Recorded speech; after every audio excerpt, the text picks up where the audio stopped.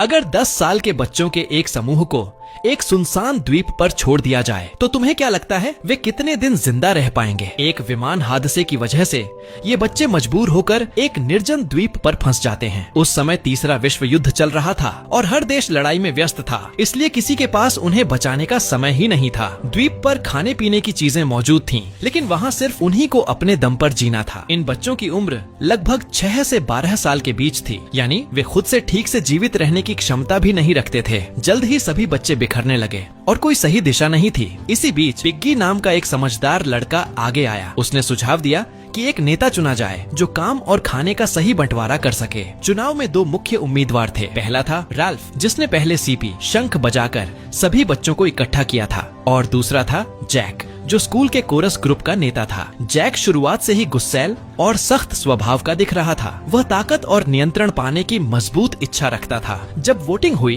तो ज्यादातर Corus group के बच्चों ने जैक को वोट दिया, क्योंकि वह पहले से ही उनका नेता था और वे उसकी बात मानने के आदी थे। बाकी बच्चों ने राल्फ को चुना, क्योंकि उसी ने शंख बजाकर सभी को एक जगह इकट्ठा किया था। हालांकि शंख इस्तेमाल करने का विचार पिग्गी का था, लेकिन वह देखने में कमजोर और भारी शरीर वाला था, इसीलिए उसे नेता के रूप में कोई नहीं मानता। राल्फ नेता बन गया, लेकिन उसने जैक की ताकत और प्रभाव को समझ लिया था, इसलिए उसने जैक को शिकार दल का प्रमुख बना दिया। अगर यह कोई पुराना सामंती समाज होता तो इसे लगभग अलग राज्य का राजा बनाना कहा जा सकता था। अब सभी बच्चों का एक ही लक्ष्य था, द्वीप पर जीवित रहना और किसी तरह वापस अपने घर लौटना। बच्चों ने मिलकर काम शुरू किया। कुछ ने झोपड़ियां बनाई, कुछ ने खाने की तलाश शुरू की। राल्फ, जैक और कुछ अन्य बच्चे द्वीप के अंदर गए, यह देखने के लिए कि क्या वहाँ और कोई बचा है। उन्हें विमान का पायलट मिला, लेकिन वह अब जीवित नहीं था। पिग्गी ने सुझाव दिया कि शव को वहीं दफना दिया जाए ताकि उसे सम्मान मिल सके, लेकिन बाकी बच्चे ईसाई धर्म मानते थे और उनके अनुसार दफनाना सही नहीं था।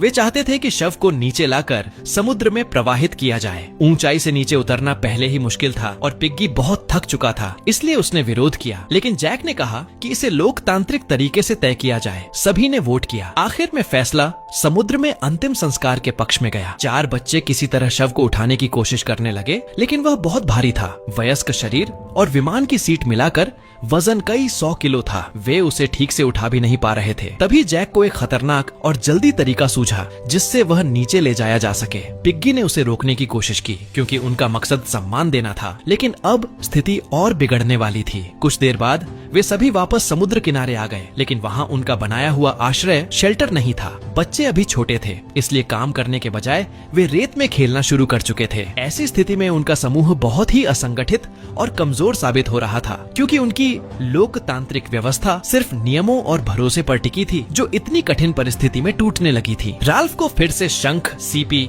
बजाना पड़ा ताकि सभी बच्चों को इकट्ठा किया जा सके। असल में वह अब इन बच्चों से थोड़ा परेशान हो चुका था। उसे लगने लगा था कि ये बच्चे सिर्फ उसकी मुश्किलें बढ़ा रहे हैं और किसी तरह का कोई योगदान नहीं दे रहे। आपातकालीन बैठक में हर बच्चा अपनी अपनी परेशानियां बताने लगा, लेकिन कोई भी नेता की बात ध्यान से नहीं सुन रहा था। इसी बीच जैक ने और भी बड़ा कदम उठा दिया। उसने लगभग अलग गुट बनाने जैसी बात कर दी। उसने कहा कि बैठकों में सिर्फ वही बोल सकेगा जिसके हाथ में शंख होगा। बच्चों के लिए यह शंख सिर्फ एक वस्तु नहीं था, बल्कि यह शक्ति और अधिकार का प्रतीक बन चुका था, बिल्कुल वैसे ही जैसे पुराने समय में राजा की मुहर होती थी। पिग्गी ने एक बार फिर समझदारी दिखाई और राल्फ को सुझाव दिया कि 3 जरूरी चीजें बनानी चाहिए। पहली, रहने के लिए एक शिविर कैंप। दूसरी, शौचालय ताकि साफ सफाई बनी रहे और पानी प्रदूषित न हो। तीसरी, आग अलाव ताकि बाहर की दुनिया को संकेत भेजा जा सके और मदद मिल सके। राल्फ ने पिग्गी की बात मान ली। तभी एक बच्चे ने हाथ उठाया, जिसके चेहरे पर एक जन्म चिन्ह था। उसने बताया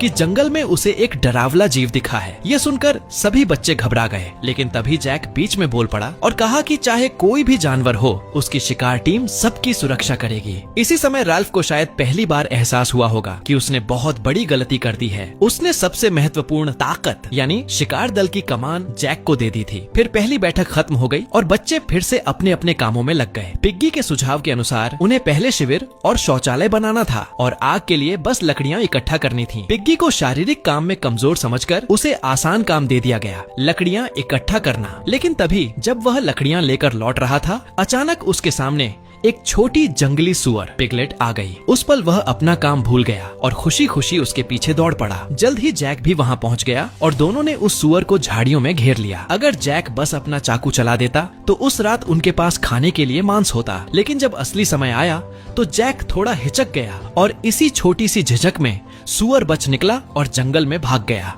पिग्गी हैरान रह गया। उसे समझ नहीं आया कि शिकार दल का नेता इतना डर क्यों गया। जैक को यह बात बहुत बुरी लगी और उसने अपनी गलती मानने के बजाय सारा दोष पिग्गी पर डाल दिया। उसने कहा कि वह सही निशाना लगाने की कोशिश कर रहा था, इसलिए देर हुई और पिग्गी ने मौका नहीं दिया। असल में पिग्गी समझ चुका था कि जैक अंदर से डरा हुआ था, लेकिन उसके हाथ में हथियार था, इसलिए उसने चुप रहना ही सही समझा। जैक के लिए यह बात अपमान जैसी थी। उसने मन ही मन ठान लिया कि अब वह जरूर एक बड़ा शिकार करेगा ताकि साबित कर सके कि वह डरपोक नहीं है। इसके बाद सभी बच्चे जंगल से लकड़ियां लेकर पहाड़ी पर पहुँचे और आग जलाने की तैयारी करने लगे। पिग्गी फिर से राल्फ के पास आ गया, क्योंकि कमजोर लोग अक्सर ताकतवर का सहारा लेते हैं। राल्फ अब भले ही सिर्फ नाम का नेता था, लेकिन फिर भी वही सबसे स्थिर और भरोसेमंद विकल्प दिख रहा था। उधर जैक बाहर से तो बहुत घमंडी और बागी दिख रहा था, लेकिन अंदर ही अंदर कहानी अब एक बड़े टकराव की ओर बढ़ रही थी। लेकिन जब भी कोई मुश्किल आती थी तो सभी को फिर से राल्फ की ही याद आती थी कि अब वही इसका हल निकाल सकता है। जैसे अभी उनके सामने समस्या थी अलाव जलाने की। लकड़ियां तो इकट्ठी कर ली थीं, लेकिन आग कैसे जलाएं ये किसी को समझ नहीं आ रहा था। पिग्गी ने धीरे से कहा कि आग जलाने के लिए इतनी सारी लकड़ियों की जरूरत नहीं होती, लेकिन कोई भी उसकी बात नहीं सुन रहा था। सभी बच्चे उत्साह में थे, इसलिए उसकी चिंता अनसुनी कर दी गई। इसी बीच शिकार दल की नजर पिग्गी के चश्मे पर पड़ी। असल में वही चश्मा आग जलाने का एक आसान तरीका था, क्योंकि उसके शीशों से सूरज की रोशनी को केंद्रित करके आग लगाई जा सकती थी। पिग्गी ने विरोध करने की कोशिश की, लेकिन वह अकेला था और बाकी बच्चे ज्यादा ताकतवर थे। उसने मदद के लिए राल्फ की तरफ देखा, लेकिन राल्फ सिर्फ शर्मिंदा होकर खड़ा रहा। राल्फ की ताकत सिर्फ शंख के प्रतीक पर थी, लेकिन जब शारीरिक ताकत और इच्छा सामने आ जाती है तो उसकी शक्ति कमजोर पड़ जाती थी। चश्मे की मदद से आखिरकार आग जला दी गई। राल्फ ने तुरंत पिग्गी को उसका चश्मा वापस दे दिया, लेकिन यह एक बहुत ही स्वाभाविक और भावनात्मक प्रतिक्रिया थी। असल में वह चश्मा सिर्फ देखने का साधन नहीं था, बल्कि द्वीप पर मौजूद बहुत कम उत्पादन योग्य संसाधनों में से एक था। जैसे जैक का चाकू, वैसे ही पिग्गी का चश्मा भी बहुत जरूरी चीज थी। लेकिन जैसा पिग्गी ने पहले ही अंदाजा लगाया था, ज्यादा लकड़ियां डालने की वजह से आग तेजी से फैल गई। कुछ ही देर में आग ने आसपास के जंगल को भी पकड़ लिया। अब बच्चों का उत्साह डर में बदल गया और वे सब भागने लगे। पिग्गी अभी भी शांत था और उसने सुझाव दिया कि आग के चारों ओर मिट्टी खोदकर एक रोक, फायर ब्रेक बनाई जा सकती है ताकि आग न फैले। लेकिन तब तक बच्चे भाग चुके थे। अब सिर्फ राल्फ और पिग्गी ही वहाँ बचे थे और दोनों के लिए यह काम लगभग असंभव था। चारों तरफ अफरा तफरी मची हुई थी और बच्चे समुद्र किनारे बिना दिशा के इधर उधर भाग रहे थे। पिग्गी को लग रहा था कि उसे कुछ करना चाहिए, इसलिए उसने फिर से शंख उठाया ताकि सभी को इकट्ठा किया जा सके। लेकिन उसकी बीमारी दमा के कारण पहले ही शंख फूंकने की जिम्मेदारी राल्फ को दी गई थी। पिग्गी व्यवस्था और तर्क का प्रतीक था, लेकिन शारीरिक कमजोरी और जंगली प्रवृत्तियों के बीच उसकी आवाज दब जाती थी। अब कहानी फिर से जैक की तरफ मुड़ती है। एक हफ्ते पहले तक जैक एक आरामदायक जिंदगी जी रहा था, लेकिन अब वह जीवित रहने के लिए जंगल में नंगे बदन रेंग रहा था। शिकार दल का नेता होने के बावजूद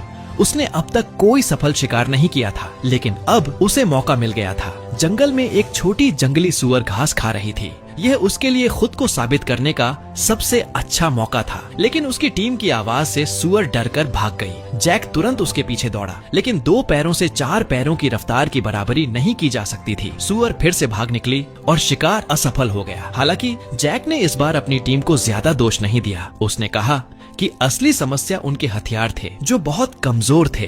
भले ही वे निशाना लगा भी लेते तो भी नुकसान नहीं हो पाता। अब उन्हें सही हथियार की जरूरत थी। तभी पहाड़ी पर विमान के टूटे हुए हिस्सों की चमक दिखाई दी। अगर वे वहाँ से धातु के टुकड़े ला सकें तो शायद एक मजबूत हथियार बनाया जा सकता है। जैक हमेशा की तरह सबसे आगे था। वह चट्टानों पर सावधानी से चढ़ने लगा। भले ही उसके पास कोई प्रशिक्षण नहीं था, फिर भी वह अपनी जिद और हिम्मत के दम पर कई मीटर ऊपर चढ़ गया। पहाड़ी के नीचे की चट्टानें ज्यादा खड़ी नहीं थीं, इसीलिए शुरुआत में चढ़ना आसान था। लेकिन जैसे जैसे जैक ऊपर बढ़ता गया, दीवार और भी ज्यादा खड़ी होती चली गई। थोड़ी देर बाद उसे समझ आ गया कि वह मुश्किल में है। नीचे खड़े साथी उसे देख रहे थे और अगर वह अब पीछे हटता तो उसे बहुत शर्मिंदगी होती। इसलिए जैक ने फिर से ऊपर चढ़ने की कोशिश की, लेकिन तभी उसका पैर फिसल गया। नीचे खड़े बच्चे घबरा गए और चिल्लाने लगे कि अब वापस आ जाओ और आगे मत चढ़ो। जैक ने उनकी बात मान ली और पीछे हटने का फैसला किया, लेकिन वह यह दिखाना नहीं चाहता था कि वह डर गया था। उसने इसे बस साथियों की सलाह बता दिया। असल में वह जिस जगह पर था वहाँ से नीचे देखना भी मुश्किल था।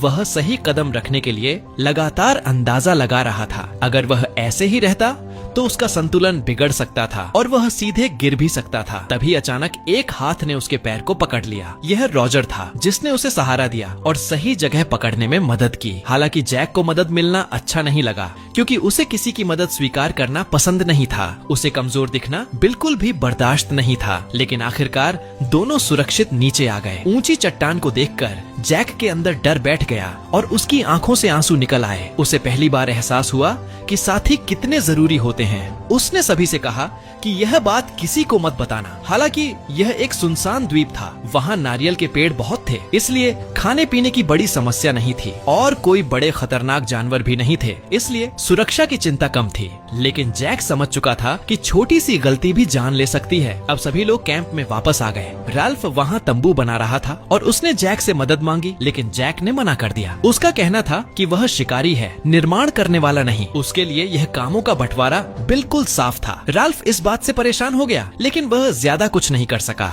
ऐसे बच्चों से बने समाज में व्यवस्था बहुत कमजोर होती है। लोकतंत्र जैसा सिस्टम यहाँ ठीक से काम नहीं कर रहा था। राल्फ के पास शंख था, जिससे वह सभी को बुला सकता था, लेकिन वह किसी को मजबूर नहीं कर सकता था। बच्चे सुझाव तो देते थे, लेकिन असली काम कोई नहीं करना चाहता था। और सबसे बड़ी बात, जैक खुद को शिकारी कहता था, लेकिन अब तक उसने कोई शिकार नहीं किया था। यहीं से दोनों के बीच पहली बड़ी बहस शुरू हो गई। राल्फ को लग रहा था कि जैक सिर्फ घूमता रहता है और संसाधनों की बर्बादी कर रहा है, और जैक को लग रहा था कि राल्फ सही तरीके से नेतृत्व नहीं कर पा रहा है। दोनों के बीच दूरी बढ़ने लगी। राल्फ व्यवस्था, नियम और बचाव की उम्मीद चाहता था और जैक शिकार और ताकत की दुनिया में खोता जा रहा था। दोनों को लगता था कि वे सही हैं, लेकिन वे एक दूसरे की मेहनत को समझ नहीं पा रहे थे। आखिर में किसी ने सुझाव दिया कि सब लोग जाकर समुद्र में तैर लें ताकि माहौल शांत हो जाए। बच्चे अभी भी छोटे थे, इसलिए यह झगड़ा जल्दी ही शांत हो गया। राल्फ ने जैक को सुझाव दिया कि वह पत्थरों को घिसकर तेज हथियार बना सकता है, जैसे पुराने समय में लोग करते थे। जैक ने यह बात मान ली और आत्मविश्वास से कहा कि वह जरूर एक असली शिकार करके दिखाएगा। इसके बाद राल्फ ने फिर से शंख बजाया और एक और बैठक बुला ली। उसका मानना था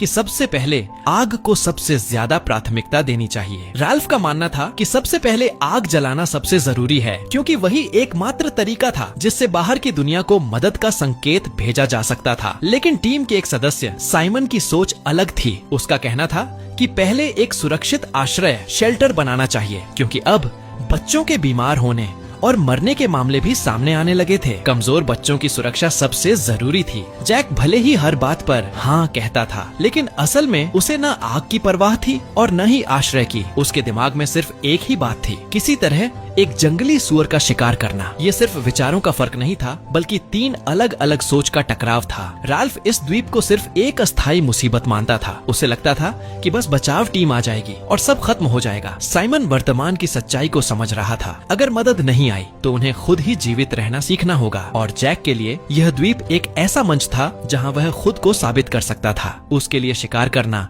घर लौटने से भी ज्यादा महत्वपूर्ण हो गया था। बैठक खत्म होने के बाद पिग्गी फिर से राल्फ के पास आया। वह लगातार शौचालय और सफाई व्यवस्था को लेकर चिंतित था। उसने बार बार कहा था कि बच्चे कहीं भी गंदगी कर रहे हैं, जिससे पानी दूषित हो सकता है और बीमारियां फैल सकती हैं। पिग्गी खुद को अब नेतृत्व का हिस्सा समझने लगा था, लेकिन जैक उसे वैसा नहीं मानता था। जैक के अनुसार सिर्फ राल्फ नेता था और वह खुद शिकार दल का प्रमुख था। बाकी सब सिर्फ साधारण सदस्य थे और कोई भी सुझाव देना हो तो शंख लेकर ही बोलना होगा। उधर जैक फिर से शिकार की रणनीति बनाने में लग गया। उसे पता चला कि जंगली सुअर दिन के सबसे तेज धूप वाले समय में एक तय जगह पर आराम करते हैं। अगर उनकी आदतों को समझ लिया जाए तो उन्हें आसानी से पकड़ा जा सकता है। जैक ने तुरंत एक योजना बनाई, सुअरों के आराम स्थल पर छुपकर हमला करना। उन्होंने अपने शरीर पर मिट्टी लगाई ताकि वे जंगल में आसानी से छिप सकें। अगले दिन दोपहर के समय शिकार दल ने अपनी योजना शुरू की। वे बेहद सावधानी से आगे बढ़े। सुअरों की आराम वाली जगह पर उनकी आवाजें सुनाई दी। वे सच में वहाँ मौजूद थे। जैक ने इशारे से अपनी टीम को फैलाया और चारों तरफ से घेराबंदी शुरू कर दी। सुअर अचानक जाग गया, लेकिन अब भागने की कोई जगह नहीं थी। शिकारियों ने भाले चलाने शुरू कर दिए और सुअर गंभीर रूप से घायल हो गया। आखिर में जैक आगे बढ़ा और उसने अपना चाकू चलाकर उसे खत्म कर दिया। इस बार खून देखकर वह नहीं डरा, बल्कि उसे पहली बार एक अजीब सी शक्ति और उत्साह महसूस हुआ। यह वही पल था जब वह डर से बाहर निकलकर हिंसा को अपनाने लगा था। उसने सुअर का सिर काटा और उसे लकड़ी की नोक पर लगा दिया। खून जमीन पर टपकता रहा और